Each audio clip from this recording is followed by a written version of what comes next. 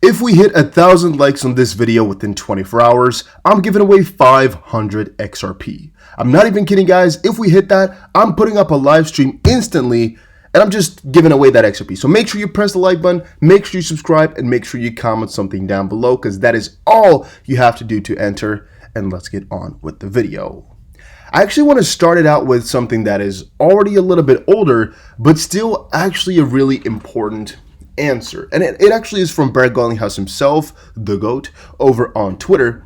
And it says, why Ripple is centralized. That was a question, actually, and Brad Garlinghouse gave an answer to it by saying, Ripple is not centralized. And by the way, there's a little bit of confusion throughout this thing about whether or not they actually meant XRP being centralized or Ripple, but I think it will clear it up as we go on here, what really the answer entailed at least. To be clear, if Ripple disappeared today, XRP would continue to function. To me, that's the most important measure of whether something is decentralized. Here are some of the facts that demonstrate this. In May 2017, we publicly shared our decentralization strategy, which is a process that started at the inception of the XRP ledger and has been ongoing since. Now, basically what he's describing here in this part is how they've really diversified the validators, where it's really the minority Ripple that's controlling XRP ledger and the majority just trusted other parties. To elaborate on that, first, we announced plans to diversify validators on the XRP ledger, which we expanded to 55 validator nodes in 2017 July. We also shared plans to add attested validators to the unique node lists and announced over the course of 2017 and 18, for every 2 attested third-party validating nodes that meet the objective criteria mentioned above, we will be removing 1 validating node operated by Ripple until no entity operates a majority of trusted nodes on the XRP ledger. That said, Ripple does play a large role in the XRP ecosystem, and I'm very proud of that. We have over 175 employees and truly some of the planet's most talented C++ developers, focused and dedicated to growing and expanding the XRP ecosystem. We have significant resources that we are able to deploy both internally and externally, more about that soon, to help the entire ecosystem thrive. Now, fun fact, this was before the whole RippleNet was really even there. I mean, RippleNet was kind of split up between Xcurrent, XVIA, and on-demand liquidity back then. No, wait, actually it was XRapid back then. Now it's on-demand liquidity within RippleNet, but kind of just bundled in RippleNet. Now, a fun fact about all of this, in my opinion, is that this shows, at least me, once more, that we're really kind of working here, if you're working with XRP, with a company that's just taking care of their customers real good, right? Why am I saying that? Well, XRP are not really their customers. They're kind of, just a byproduct that we're all kind of using and utilizing and all that, and Ripple's the best utilizer of it. But still, right, just because their customers maybe could have a benefit in it, they're using something like XRP. And really, that might sound kind of far-fetched to you, like, oh, Ripple's mostly doing it for their own personal gain. Could be, but that's a 50-50, right? Is Ripple really using XRP purely because they want to profit off of it? Or because they really think a cryptocurrency like this can help out the entire world? Because if you look back at why XRP was incepted or created at the start, it was mostly just to become a better Bitcoin, right, in a couple of different sectors, and it did that. Now, Ripple has decided to look for a certain way to use XRP, which they also found, and now it's amazing. Is that not really some dedication to just helping people out, to make sure that you can use this crypto that you've gotten to help out the entire world, to revolutionize into something new? I think that's pretty damn cool and pretty damn dedicated. Now, they're making money along the way. Yes, definitely so. I don't know if it was the main plan to make a lot of money with the crypto, or if it was to really do something with the company and hope to include crypto as well, right? But not having the money as the main priority there, but really solving a big problem as number one. It's a difficult one. I can't tell you guys. It could be either. Just letting you guys know. Well, the rest, though, is that the fact that they've gotten more and more decentralized, again, talking about XRP, over time. And also at the bottom here, they're doing their best with some of the best minds in this world to explode kind of XRP in terms of development. Now, a fun fact is that if they're going to do their IPO really soon, the only thing I'm thinking about here is there's going to be some big guys who are going to be joining Ripple. Let's say, for example, I'm not going to say, that's a certainty, but let's say, for example, if Berkshire Hathaway were to really join up with Ripple and buy, a 51% stake or something like that, or, just some other big company were to really hop in and get themselves a huge chunk of Ripple, All I'm thinking about here is they want to really make sure that that XRP gets utilized, a lot more. At least that's what I'm thinking about. But also that they even get better brains, that they even get more employees, and all of that is all going to be done if they were to go for IPO. They would just get a lot more money in, and they would actually be able to hire a lot more people. And also, most likely, work a lot harder on getting XRP to a better stance. I'm also thinking about more developments on XRP itself, or more incentives to do that. Ripple Chief says new crypto project combining best of XRP, Ethereum, and Avalanche. We talked about this before. It's all talking about Flare here.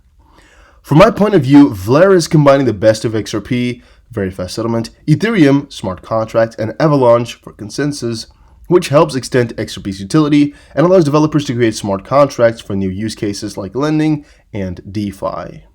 The Flare network is a new Turing-complete smart contract platform integrating the Ethereum virtual machine. Its native token, the Spark, is generated through the utility fork of XRP, and furthermore, Flare uses the XRP encryption scheme, which can facilitate the usage of XRP Ledger and Flare for XRP users. Well, to me, guys, Flare is just one big stupid project. Not going to be joining it, not excited for it, because when I saw the numbers that the team has been getting, I don't know how much it was, but like 55% or so for the team in total, in the end, yeah, I don't know, I'm not really happy to support that, because remember, 45% of all the XRP right now is in our hands, right? Theoretically speaking, and 55% of it is in Ripple's hands. Now, what they decided to do is they fork it where 45% of the money is being spent upon the normal people that also have XRP. However, the 55% that Ripple has in their escrow is not being spent or not being given out, it's being given to them. Right? They said, yeah, we're not giving that out to Ripple, yada, yada. But no, they're keeping that for 35% maybe, or let's say 30% for the development of the coin, and 25% or so for the team. Whatever the numbers are, I don't really care. I'm not supporting that whatsoever. What I'm doing here is maybe holding my Spark to sell it as soon as possible. I'm definitely not holding Spark for the utility or things like that, because I don't support them having that much. And sometimes people come at me and say, hey, but Ripple has a majority in things like as well, right? Or how does that work? What? Well, what I'm thinking is this company and this crypto has been decided 8 years ago, right? A lot of these things were ruled out 8 years ago, and really there's not much to do against it now. However, if I have the chance to not join something which has such a huge stake in it, I'm doing that. And I'm making as many people aware of it as well, that the team should not be getting this much money for free. Right? They're making something which is cool, but this much, 25, if they're doing like a 10% for the team, I can come over with it, all right? If they're doing 10% for the team, or maybe like a 25% for the development of the coin, and then a 5% extra for the team themselves. Because out of the 25%, they're enriching themselves anyway, all right? If they do it for the coin, they're doing it for themselves because they got a huge freaking holding. But such a huge percentage, I don't like that at all. But yeah, that's just my opinion on the whole situation. This coincides with what we just saw. Ripple Chris Larson writes an article that should have your attention, re Bitcoin and the inconvenient truth. Don't be a bystander denying reality, as I often hear from some XRP community. I'm going to tackle this tomorrow. Well, actually, the whole article we covered like 2 days ago or something when it really came out, because it's basically something talking about how the Cold War is here and the U.S. isn't winning. I don't know when the first article of this came out. I believe it was like 2 or 3 days ago. You can just see it somewhere on the channel here, and all of you guys that watch my stuff daily, you know about it.